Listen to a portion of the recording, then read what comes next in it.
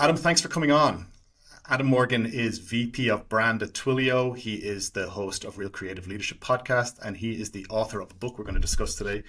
Sorry, Spock, Emotions Drive Business. This book, Adam, is coming up on its 10-year birthday in a couple of Wow, years. has it already been that Yes. long? Holy moly. And I thought, actually, it's a perfect time to revisit it. There's some things in there as I was reading through in the last couple of weeks, and I just thought it's so worth resurfacing this again. Let's do it.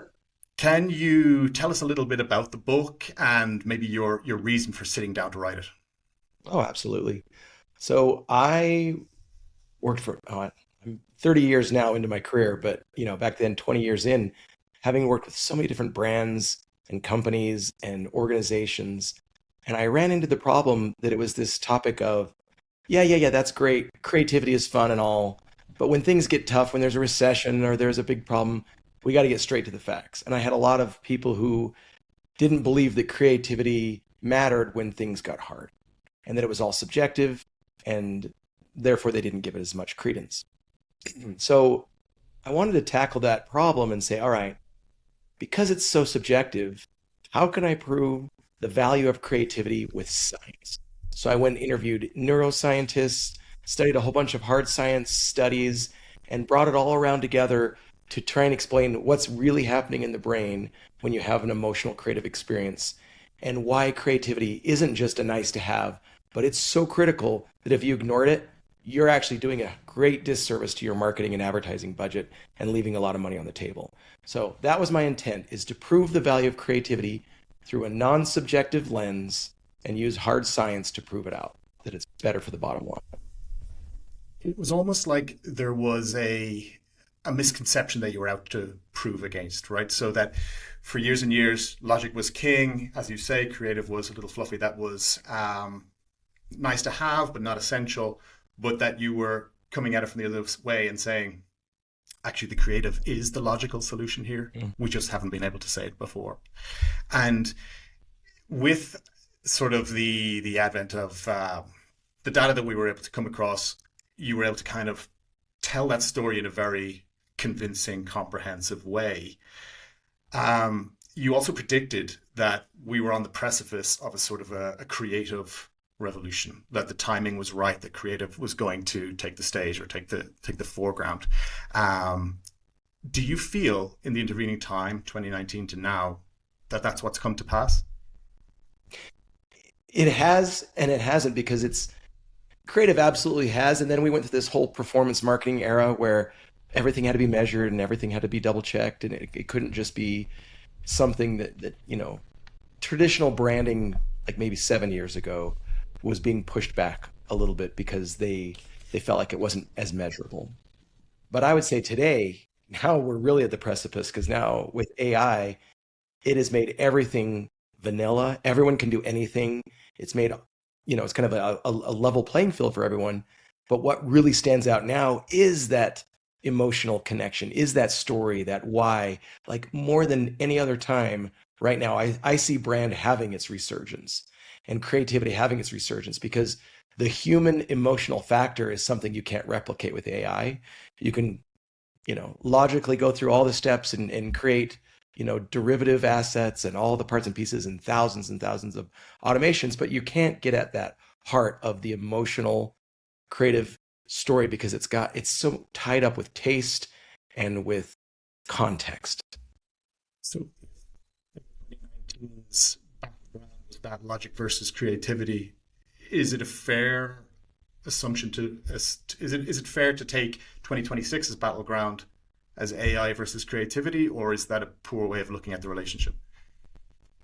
I don't know about that, but it's still logic versus emotion. I mean, that age-old story hasn't changed. And it was the same one in the 70s during the advertising's revolution, and the same one in the dot-com era. And that's the same today, where it's like, can logic and machine learning do it all, or do we need something more?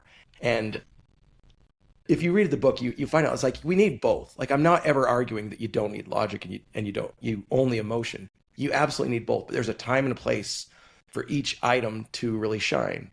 There are times when you need something just quick and fast and automated. Great, logic and AI is going to save you there.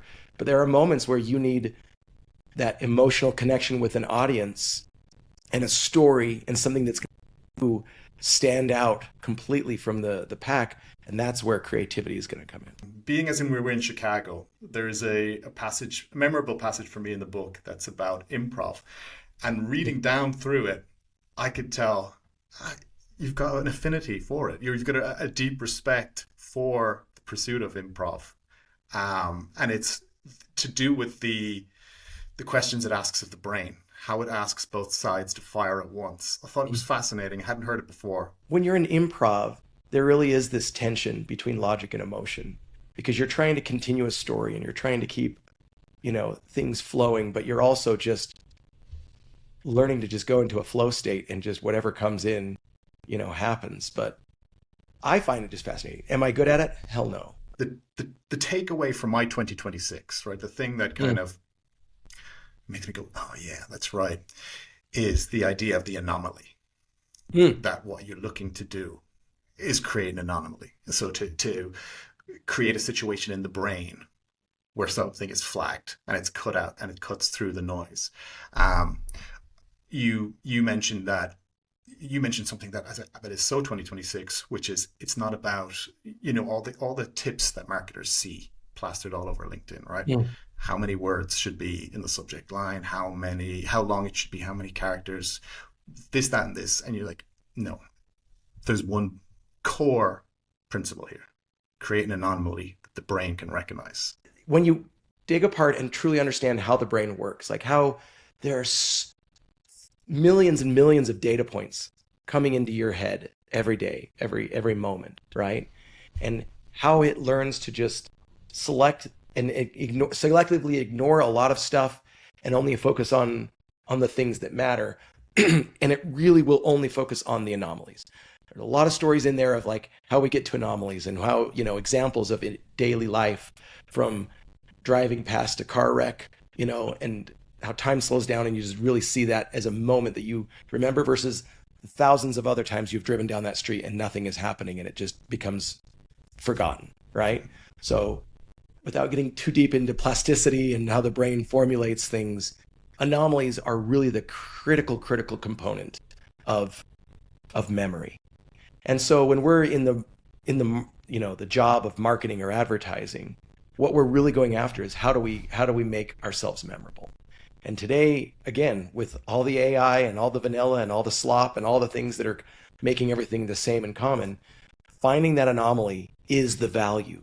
Like if you're looking at the core moment of, is this, social post going to be worth it? Is this ad going to be worth it? Is this whatever? When you read books like Made to Stick, all the things that stick are the anomalies, right? So number one thing that you should be focused on if you're creating something, I'd be like, find the anomaly, the thing that's different, unique, special, something that, makes you stop and look at it, and then to wrap it in the right emotion. As I say, we're coming up to 10 years, near enough, of the book. If you were to write it again, or if you were to write a 10-year anniversary edition, is there anything that you'd add? Is there anything that you'd amend? Oh, I would amend just stuff that's happened in the last little while, like all this, the trends. In the book we talked about how the design-led movement had made such a shift and things were trending. I would continue that on of like, here's where we went through the how would I put it? Just like the programmatic / just like prescriptive marketing era of just measure everything. And then how we're moving now back into this, the pendulum is swinging back a little bit to center of the brand movement. I mean, just to give you a context on how this is working, at least within B2B and tech, and I'm seeing the value of brand become increasingly more important. Traditionally, when people hire a CMO, they're going to look for a performance marketer or a product marketer or some other, type of marketer. The absolute last person they're going to think about is the creative person. The creative guru is not the one we're like, that's going to be our next CMO. Right now, I've been reached out several times for CMO positions as a creative guy, and I'm like, what is going on here? Today, in the era of AI, they're realizing that someone who has the ability to craft a story with taste and understand those emotional connections and create a North Star where the brand can stand out and move forward, that's the biggest thing that they need right now. And so I just find that fascinating that there's just, just the trends that come and go. That's probably what I would hit on if I were to do an update. I have one final question, and that's an episode of the podcast, your podcast, RCL, from about summer 24, I think. It's with Jay Lystern of PayPal. Mm-hmm. And she had come with what I thought was a very neat little phrase for creative leadership, empathetic leadership. Do you remember the term she used?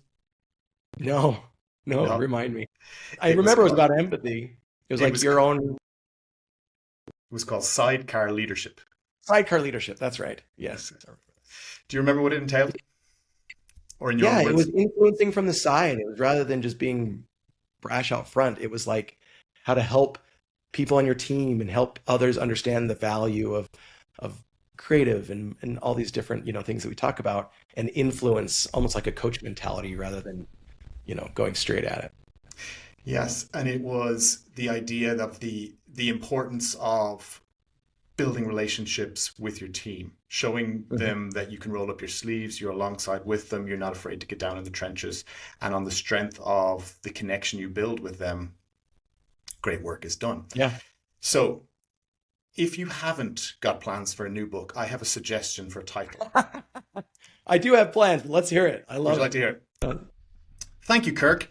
Emotions drive leadership too. Oh, that's awesome.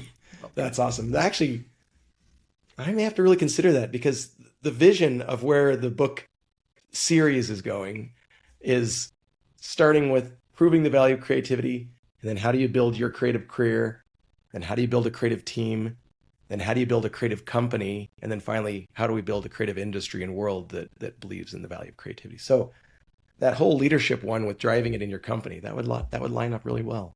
I hadn't thought of the titles matching, but that's pretty fun.